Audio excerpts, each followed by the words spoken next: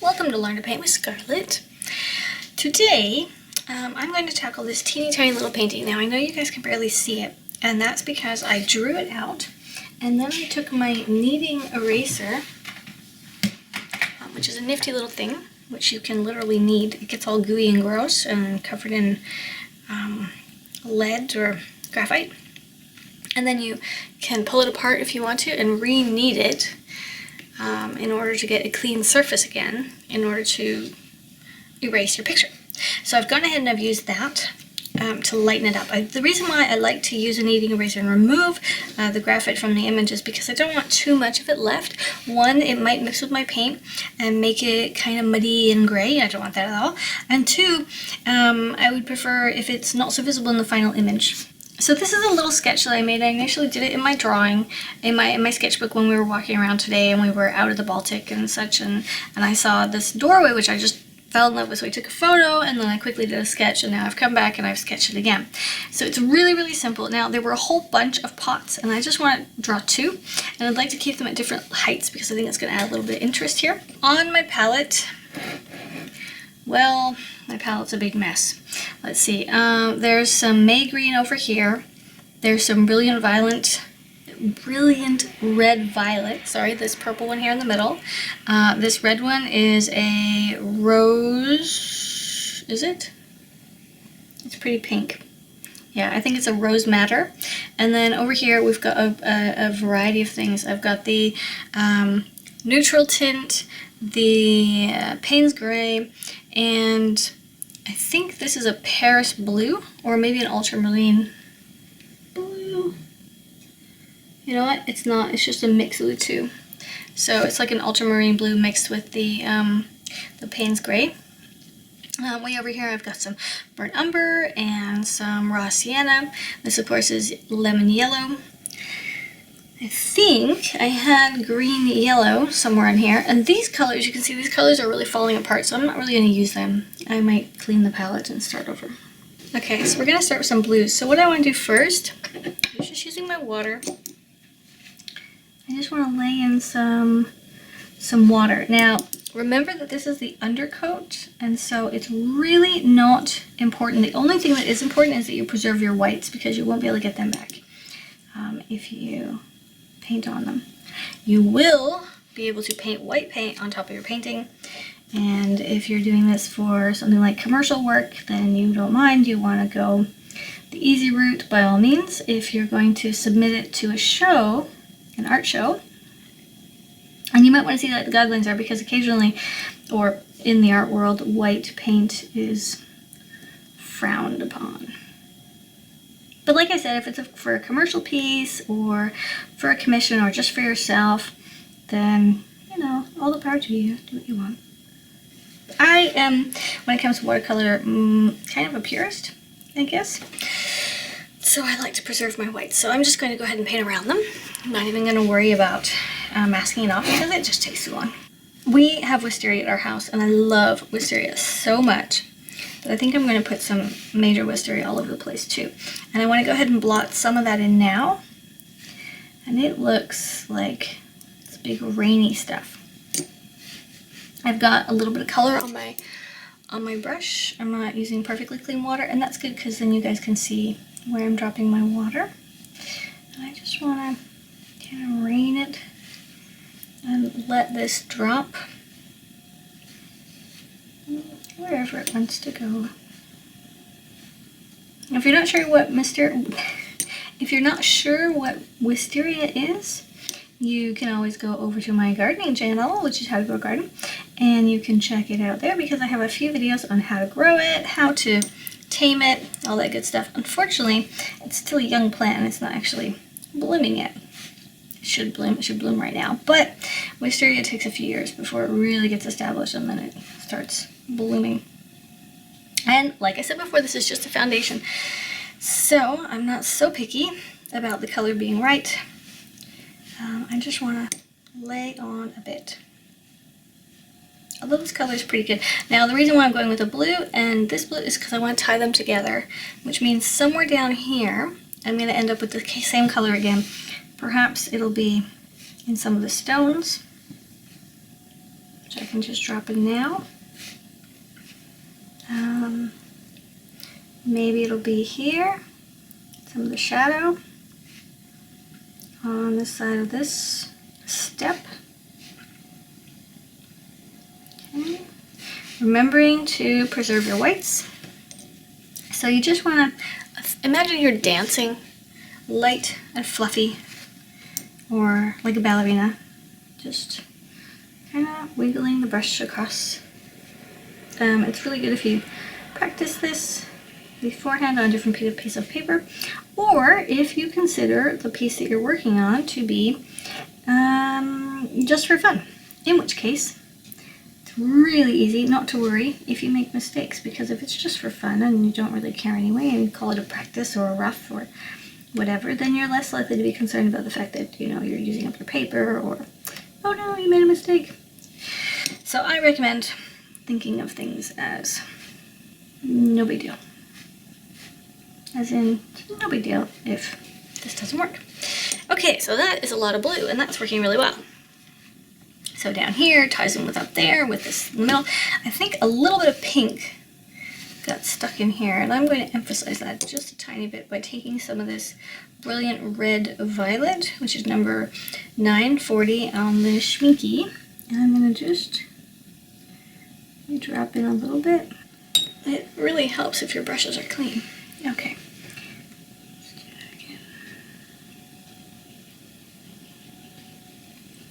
Now that was pretty dry, and so this drop that I've put on top will definitely bloom if I just left it as a drop. But if I go along and kind of blend it in, just by bringing it all the way to the edge and covering the whole thing again, essentially I'm mixing it. The blue at the end isn't going to change because it's already like stuck to the paper. It's already bleeded or soaked into the paper. And I just want to add this little bit of purple and blend it in a little bit.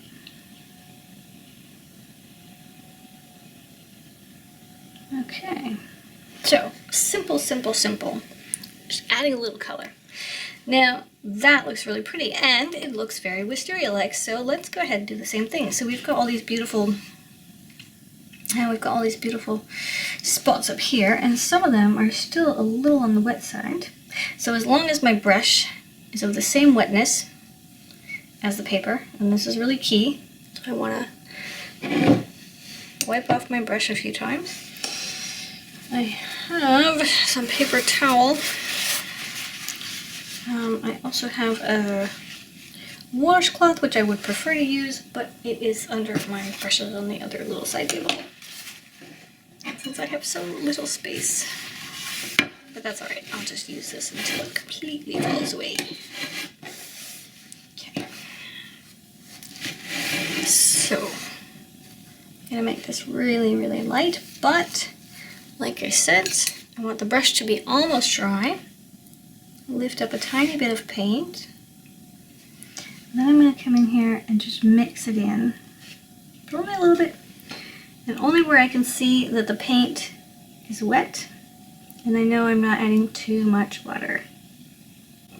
Okay, if you add too much water, it'll bleed. I'm giving you something like a cauliflower, which I don't want. Over here, I can add more water to it,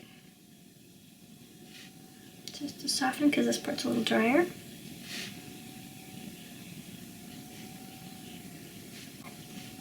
Now, most watercolors will tell you that you're going to have to wait until the final image when it all dries to see how this is going to blend together and all that good stuff. But I actually know how it's going to blend together because I know how I'm applying it.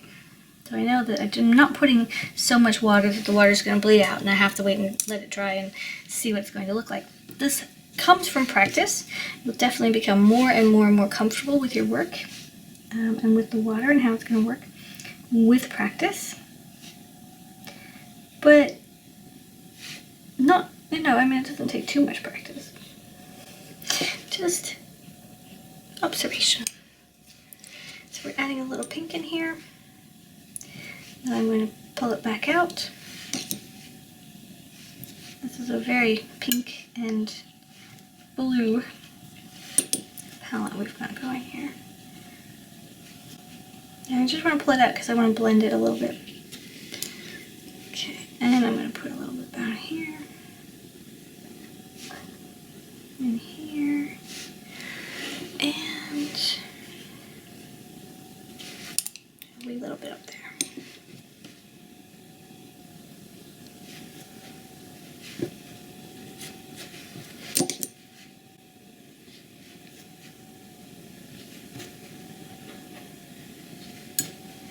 Okay, by putting a lot of water like that and then lifting it up, I'm able to remove most of the paint, which is awesome because I just have this tiny, tiny hint of pink.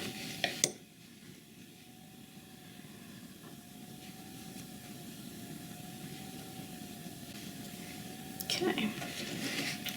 So next, I think we should do some browns. Oh, unless we do this, because this is also a glass. This part of the door is also glass. This down here isn't. But it might be nice if we made it glass. So let's do that too. What is this? That's a pink brush. Let's get a blue brush. Let's add in our water first. I could paint this without water.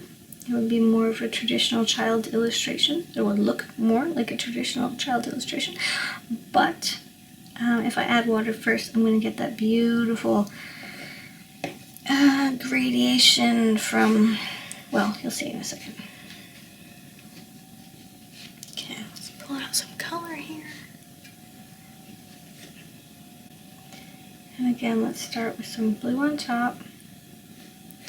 Bring it down a little bit.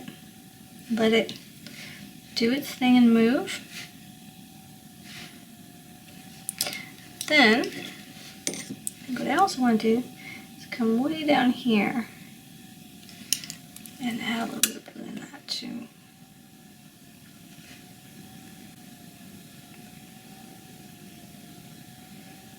Okay, now here, see how much water there is? So that is non-predictable, unpredictable. Yes, that is unpredictable. But I think this is too small too. I'll make this bigger. So it matches with the bottom one.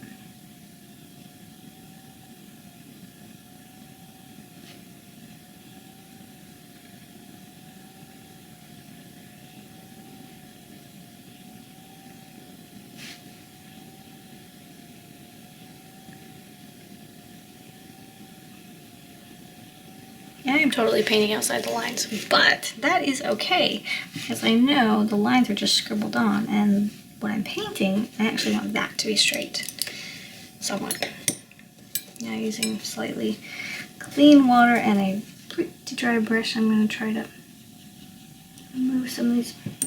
That's not working. Remove some of these dots.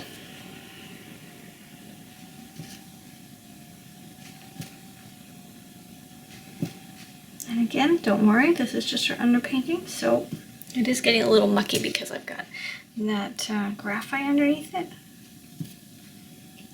I'm going to push it off the plant a bit, straighten the bottom.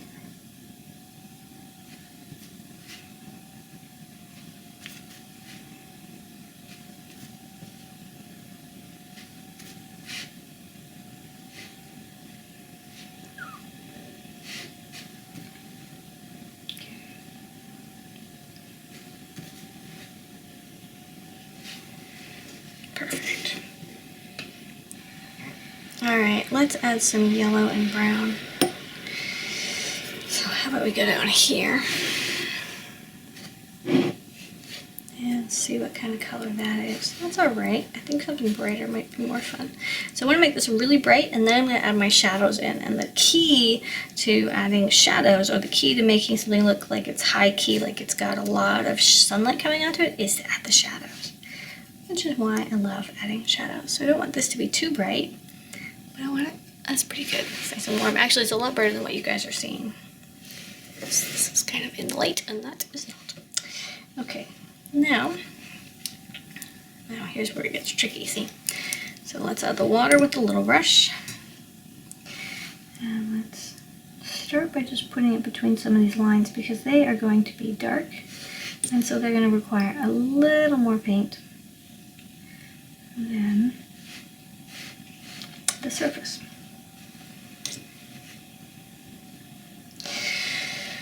Now this part will all be dark, and this part will be light, because that's where the sun is going to be hitting it, right? So that means I want to add this color in more. I'm going to layer it in these darker places, like here.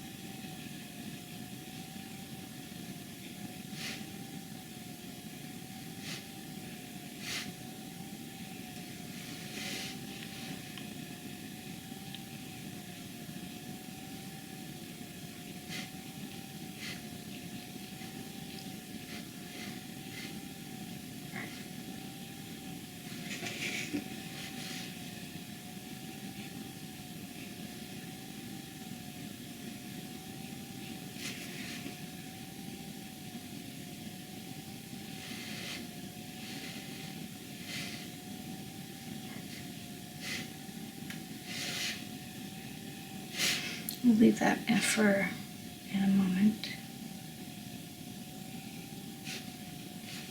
Okay, and this needs to come up. That's too much.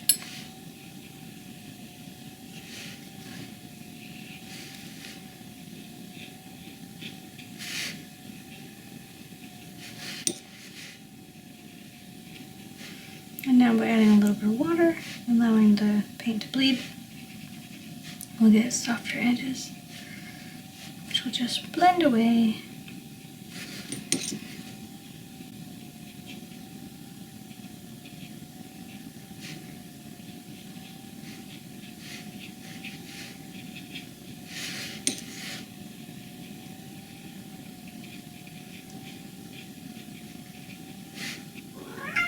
Hey, kitty. What's up, Tommy? Okay.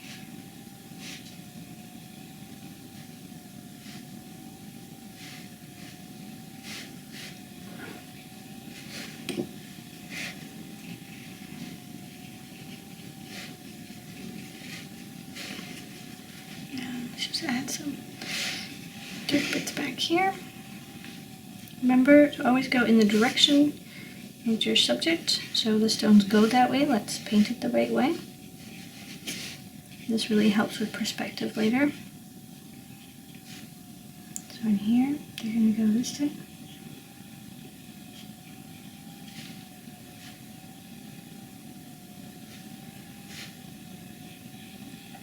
And again, don't forget about your highlights. Paint around things, leave lots of gaps. So if you want to see any of my finished pieces, you can do that on Instagram. It's Instagram at Scarlett Damen, or Instagram.com/Scarlett Damen. And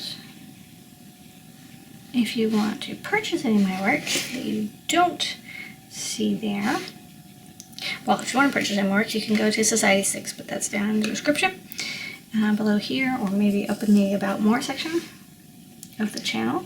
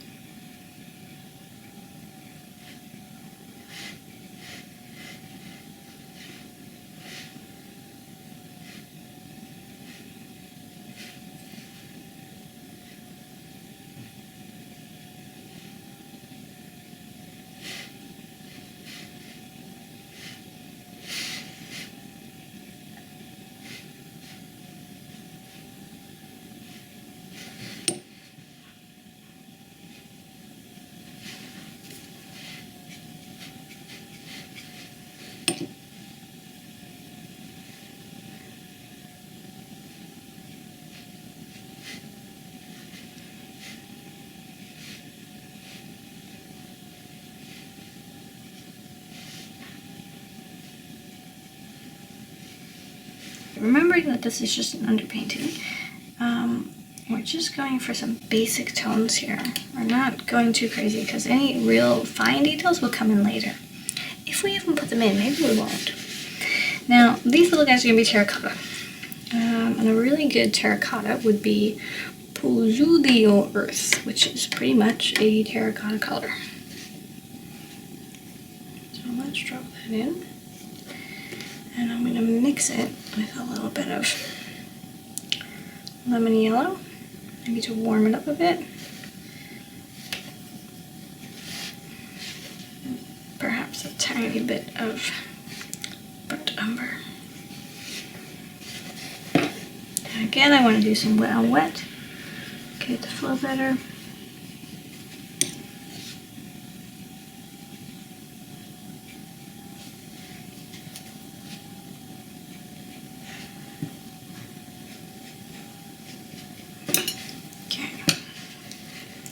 Now I know that the sun, what do we say, this is going to be dark, so this will also be dark. So then I want to start on the dark side.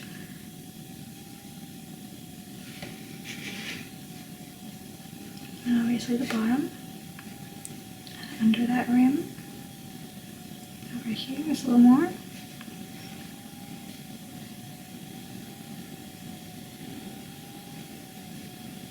Try to make the bottom flat. Now I want to do the same over here.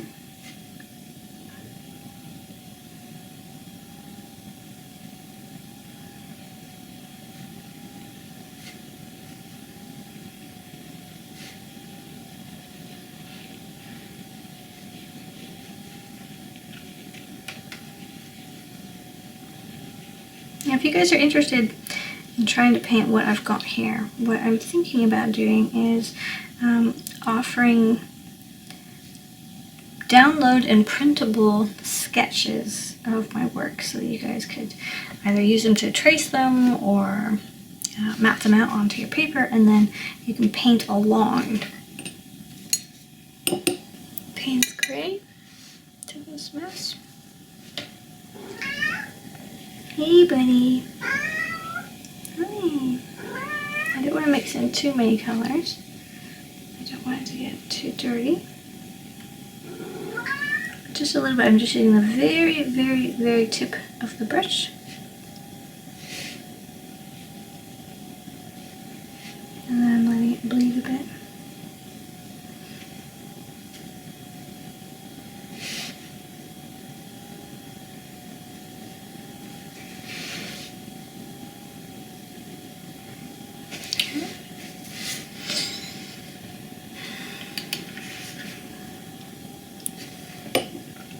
Let's add in some green. Now, I'm going to go with something that's really soft and pale, so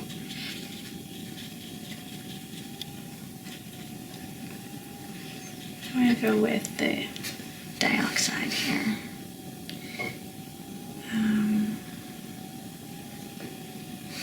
I'm going to add more water to that. And you can tell I'm just doing it all in one spot, but that's okay because they're mixing and I don't mind. Now, again, I want to add a little water. My door has dried. Don't have to worry about that. And I'm going to do this in the direction the plant grows, so like this way.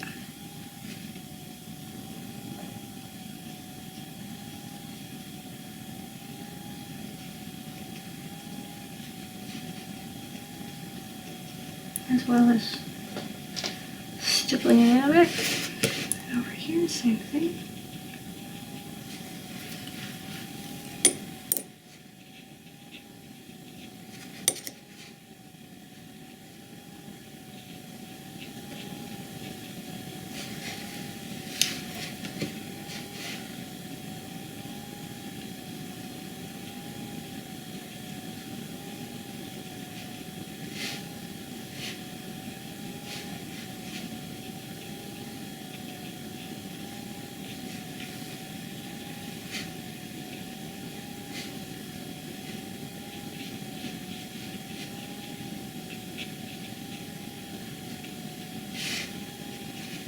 Now, there's a good chance the center of the plant is going to be darker than the outsides because, of course, there's less light getting in there.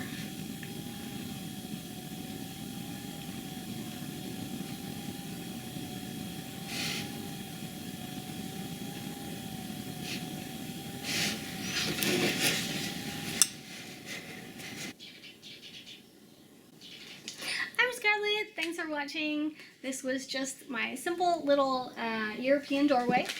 I will be finishing this piece and I will post that on Patreon. There's a lot of other awesome things behind the scenes, video vlogs, sneak peeks to my my sketchbooks, and a whole host of other things, as well as discount codes if you guys are interested in purchasing any of my prints. You can all find that, or you can find all of that on Patreon, and then from there go to my Etsy shop or Instagram or Google Plus or Facebook and check me out and follow me along at other places.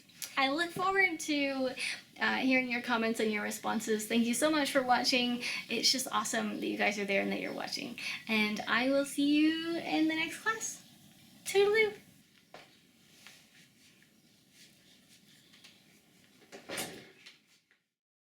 Join me on Patreon for some awesome extras. Patreon.com/Scarlett Damen.